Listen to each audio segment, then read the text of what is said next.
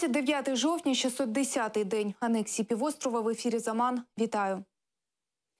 Заочний арешт у Сімферополі голови Меджлісу Рефата Чубарова – це порушення законодавства України. У прокуратурі Криму при Генпрокуратурі України заявили, арешт у Криму народного депутата України підпадає під кримінальне покарання. Стаття про загрозу свободі народного депутата, пов'язану з його державною чи громадською діяльністю, передбачає покарання до 5 років позбавлення волі.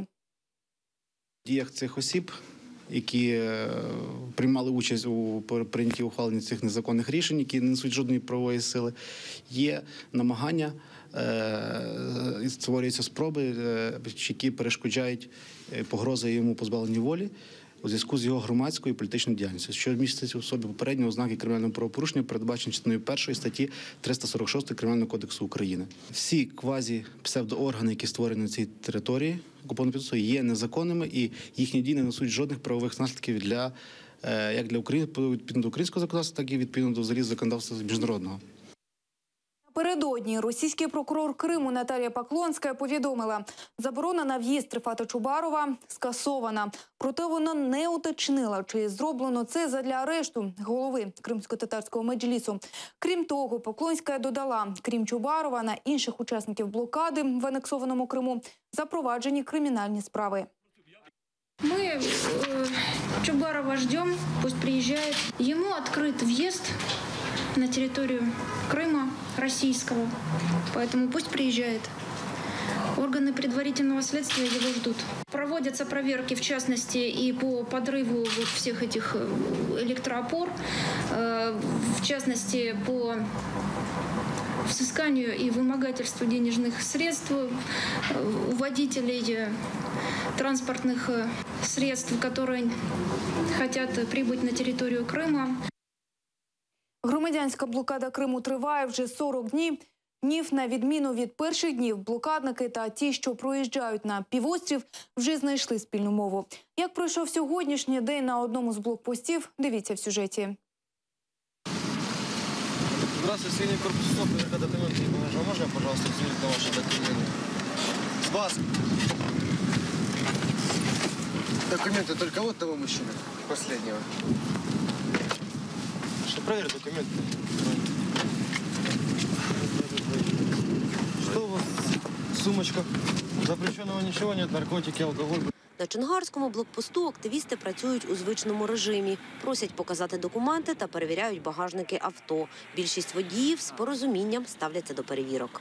Так, мальчики, куда мне ехать? Все, счастливого пути, прямо проезжаем. Вот. Санта-Мария-Родригес. Мы вас не задерживаем, все в порядке. Дверь прикройте, все, счастливого пути. Але їй незадоволені. Тихо, БЭПСМ ОП Херсон. Это спецподразделение милиции, работает милиция. Видно, удостоверение, что работает милиция.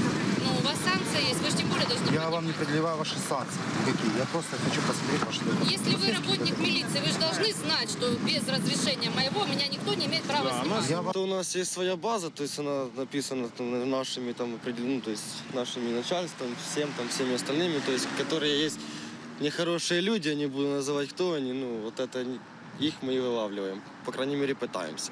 Проверка на сепаратизм. Ну, можна сказати і так. Активіст Мася розповідає, вже 2 тижні, як на громадянській блокаді. І правила перевезення розвісили, і пояснюють щодня. Але на півострів і далі намагаються незаконно провезти продуктів понад норму. Они как везли, так и везут. Они думают, что мы здесь их пропускаем. То есть, если нам можно дать деньги, то мы их пропустим. Ну нет, такого никогда в жизни не будет. Деньги мы не берем. В цілому, на пропускному пункті Чонгар все спокійно. Провокацій немає. Наталка Калінка, Лілія Зенедін, Іслям Пінка, Асан Емінов, Заман, АТР. Правоохоронці у Криму встановили власника рушниці, що знайшли поруч із тілом Бекіра Нібієва. Мисливська рушниця належала покійному батькові Бекіра Нібієва. Наприкінці вересня невідомий чоловік напав на медиків підстанції швидкої допомоги в Сімферополі. 2 вбив, 2 поранив. У злочині підозрюють мешканця Сімферополя Бекіра Нібієва, якого через кілька днів після нападу знайшли мертвим. Поруч з тілом знайшли і зброю.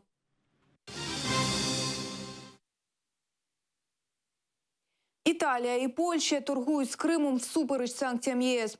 За 9 місяців цього року зовнішньоторговельний оборот Криму склав понад 320 мільйонів доларів США. Про це повідомив начальник російської митниці Криму Владимир Авраменко. Зокрема, він проводить такі цифри. 60% кримського експорту припало на Україну, 17% на Туреччину, 11% на Панаму. Також у списку країн, для яких анексований Крим є постачальником товарів, значиться Індія і Лівія.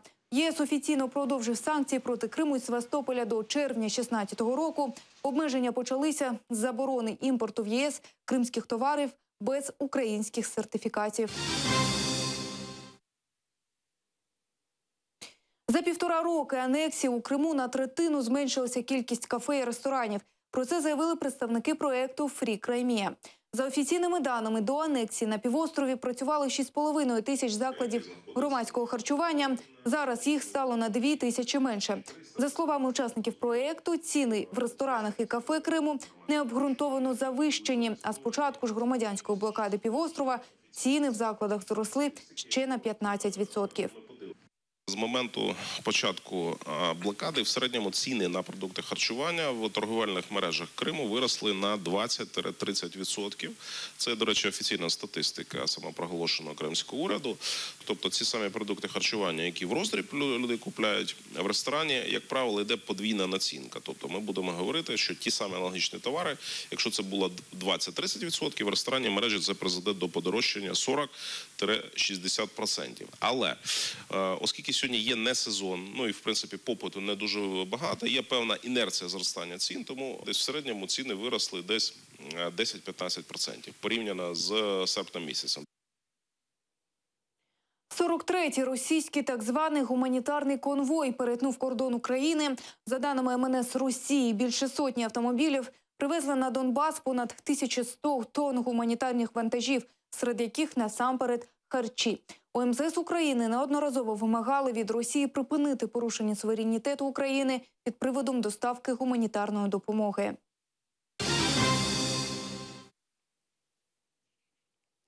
У Сімферополі триває реконструкція парку Шевченка. Тут вже з'явилися нові дитячі майданчики.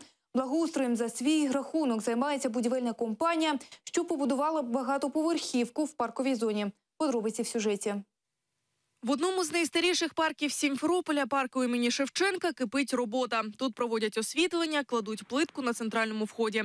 Доріжки заасфальтували тільки по периметру. Всередині парку їх просто посипали піском. У парку відкрили новий дитячий майданчик.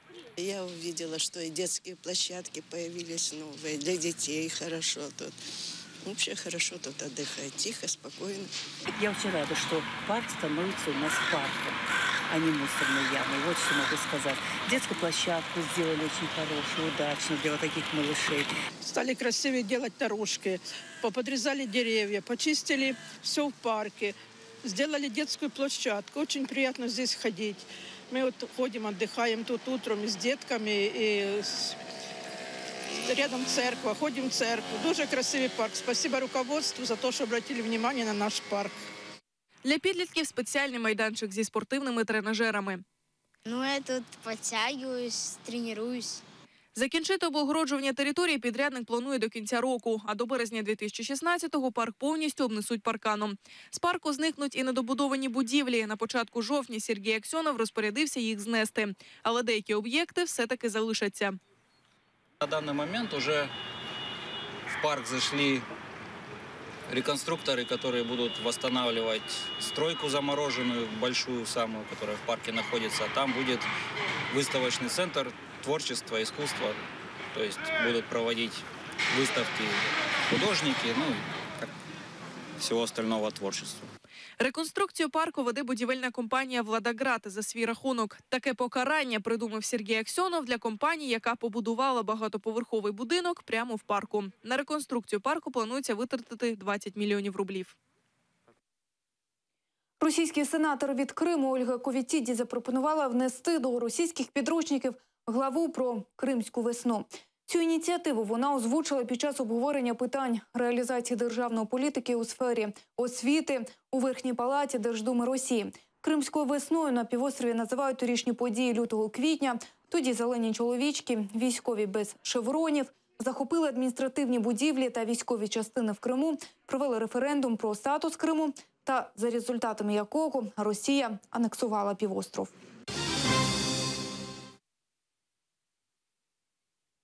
Росія активізувала авіаудари по Сирії. У мережі з'явилося аматорське відео, на якому гелікоптери російської армії скидають бомби на передмістя Дамаска.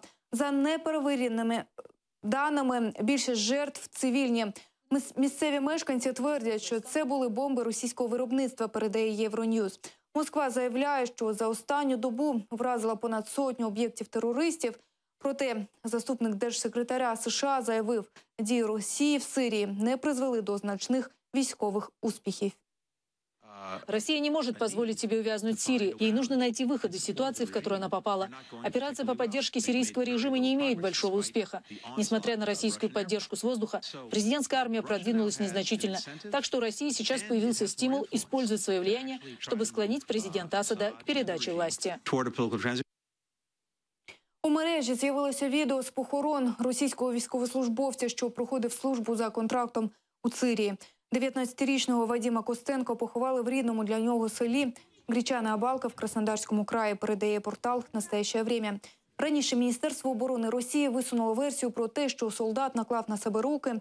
Родичі та друзі загиблого у самогубство не вірять.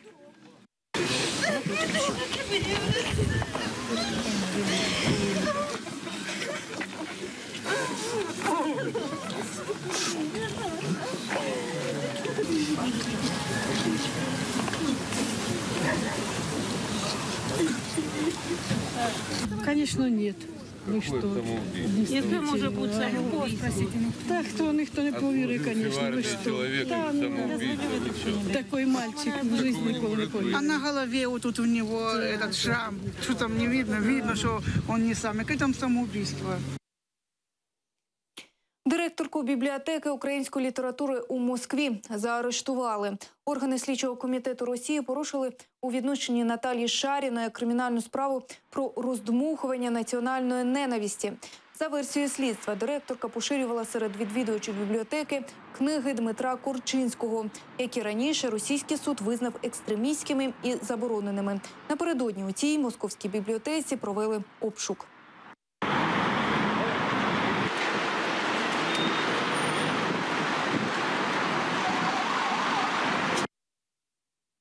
Як правильно влаштовувати ніч хни, вчили в Криму. У Сімферополі в культурному центрі творення провели інсценування кримсько-татарського весільного обряду «Хна-геджеса». Обряд влаштовується в останню ніч, яку наречена проводить у рідній домівці. Докладніше про це далі.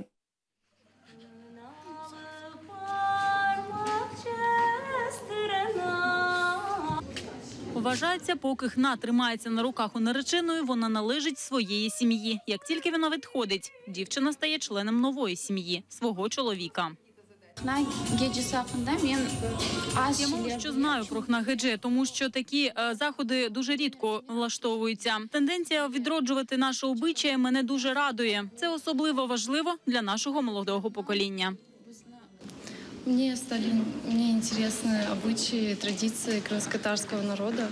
Я пришла, чтобы усовершенствовать свои знания по религии. Я дуже цікавлюся кримсько-татарськими обичаями і культурою. Це і привело мене сюди. Як на мене, наша молодь повинна часто ходити на такі заходи. Ведучі розповіли про кримсько-татарські звичаї, які проводяться перед весіллям нанесення хни. Так, в останню ніч, яку проводить наречена в отчому домі, влаштовується хна-геджеса. Цей вечір у будинок нареченої запрошуються її сестри і подруги. Наречена, як правило, повинна бути одягнена в червоне, з червоною хусткою на голові, що закриває все обличчя. Саму ніч жінки багато співають, танцюють і влаштовують ігри. Під спів народних пісень у виконанні дівчат наречені розмальовують долоні і руки хною. Залишками хни фарбують пальці всім іншим дівчатам, бажаючи їм швидкого заміжжя. Також після фарбування нареченій закривали очі і виводили її в коло сестер і подруг. Після чого вона повинна була закритими очима вибрати ту дівчину, яка вийде після неї заміж. Традиційно кожен рік ми проводимо хна-гедже. В цей раз ми додали тему і провели семінар «Стосунки між невісткою і свекрухою». Організація НУР часто влаштовує такого роду заходи і сподівається, що з ними зможе популяризувати кримськотатарські традиції. Сусана Ваїтова, Заман, АТР. Наразі це все. Більше дивіться у вечірніх випусках «Заман». Залишайтеся з АТР.